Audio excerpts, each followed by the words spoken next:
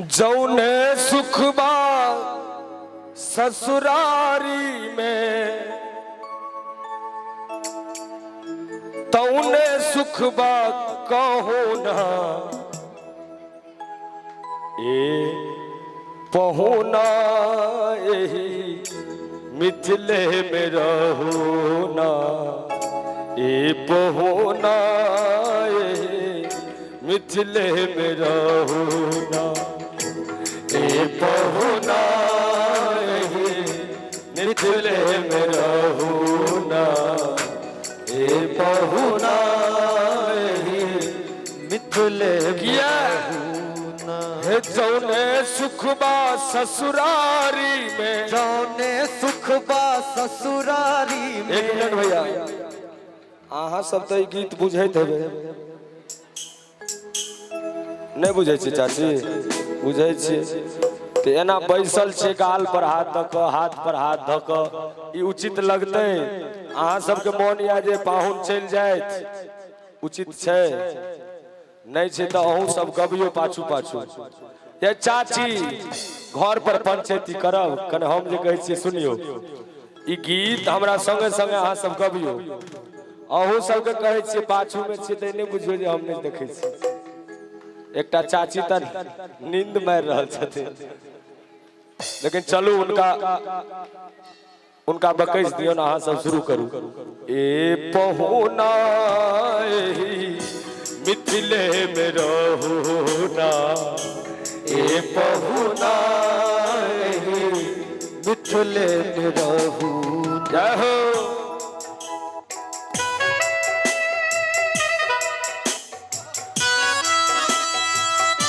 हाय हाय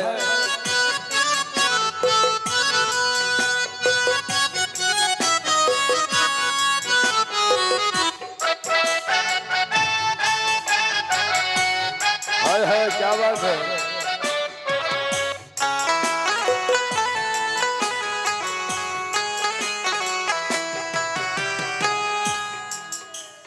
बड़ा सुंदर भाव से कहै छथिन पाहुन के जे एतो करब और एतो जे भेटत उ कतौ नहीं भेटत रोज सवेरे उठन मल के इतर से नहवाइब हो रोज सवेरे उपटन मल के इतर से नहला श्रवण जी ध्यान देवे रोज सवेरे उपटन मल के इतर से नहवाइब और एक महीना के भीतर करिया से गोर बनाइब हो एक महीना के भीतर करिया से गोर ओतबा न झूठ कहत ना बानी तनको झूठ कहत ना बानी तनको झूठ कहत ना पानी तनको श्रवण जी यही के भाषा में छे मौका एगो देहू ना हे पहुना मिथिले में रहू ना हे पहुना मिथिले में रहू ना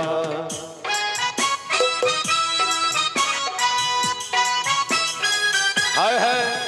क्या बात है सियावर रामचंद्र की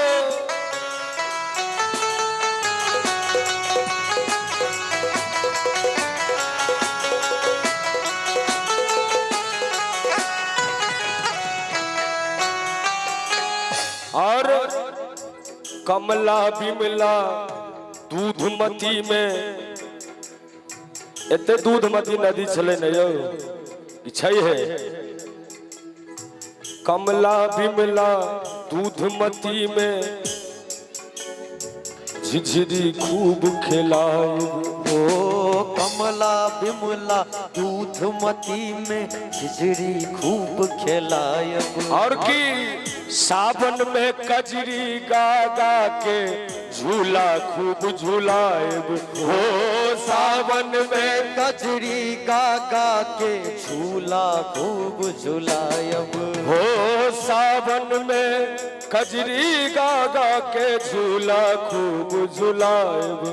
हो सावन में कजरी गा गा के झूला खूब झुलायब और की पवन देव से करब निहोरा हो पवन देव से करब निहोरा पवन देव से करब निहोरा की धीरे धीरे बहुना हे बहुना मिथिले में रहुना हे बहुना मिथिले में रहुना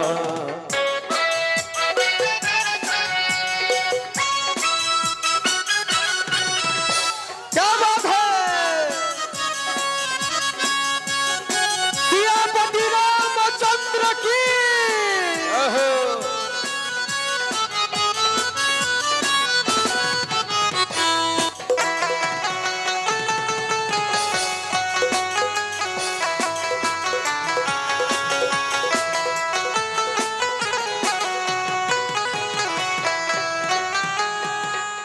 और की नित्य नवेल मन भावन व्यंजन पर सब कंचन थारी हो नित्य बेल मन भावन व्यंजन पर सब कंचन थारी नित्य नवेल मन भावन व्यंजन पर सब कंचन थारी स्वाद भूख बढ़ जाई सुन सारी सरहज की गारी हो स्वाद भूख बढ़ जाई सुन सारू सरहुज के गारी हे स्वाद भूख पहुना सबके देखे थे भैया ओना भूख कैसे ना हम आप नहीं खाए आ जहाँ ने दूटा साइड सरहज हुर पेटलक तहन तो आवत दियो जस्ते होते से कमे पड़ते बड़ा सुंदर भाव से मैथिलानी सबके नित्य नवेल मन भावन व्यंजन पर सब कंचन थारी ई सब ने भेटत होता है आ स्वाद भूख हमर सुभाष जी के बियाह ने भेले है तो की बुझते टकर टकर मुंह देख रहल छै हमर जे की सब कहै छथिन आ स्वाद भूख बढ़ जाई सुन हमर भगवान भैया बुझे थे की भैया छै ने आ स्वाद भूख बढ़ जाई सुन सारी सरहज की गारी और की बार बार हम करब चिरौरी हो बार बार हम करब चिरौरी हे पहना और लो लो लो और कुछ ले ना ए पहुना मिथिले में रहूना ए पहुना मिथिले में रहूना जौने सुखबा ससुरारी में जौने सुखबा ससुरारी में जौने सुखबा ससुरारी में जौने सुखबा ससुरारी में तौने सुखबा कहूना हे बहुना मिथिले में रहूना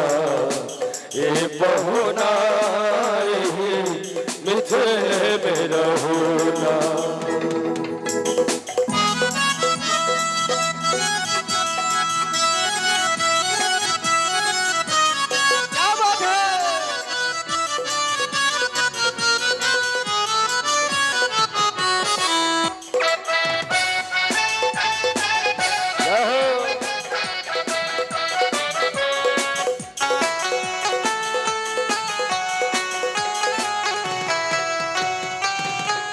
अंत में